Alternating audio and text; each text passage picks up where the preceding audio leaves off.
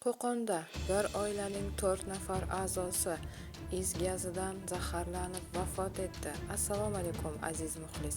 Agarda bizning kanalimizda mehmon bo'lsangiz, bizga obuna bo'lishni unutmang. Hodisa oqibatida uy egasi shifoxonaga yetkazilgan.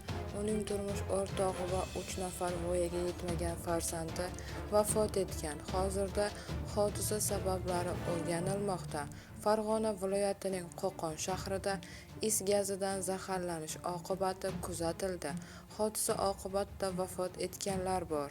Bosh prokuror matbuot kotibi Hayot Shamsiddinov holatni Kun.uz'ga tasdiqladi hamda tergovga qadar tekshiruv harakatlari olib borilayotganini bildirdi.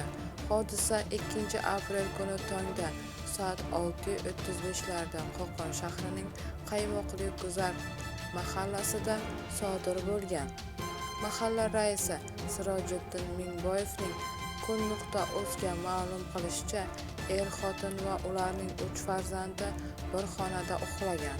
Hodisa oqibatida uy egasi 1991-yilda tug'ilgan A.O. shahar shifoxonasiga yetkazilgan.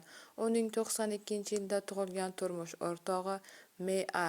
7 va 1 yoshli o'g'illari hamda 6 yoshli qizi vafot etgan.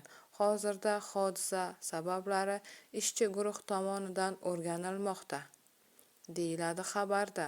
Bu xabarni barcha yaqinlarimizga jo'natib qo'yamiz hamda videomiz ostida bir dona like tugmasini bosishni unutmaymiz.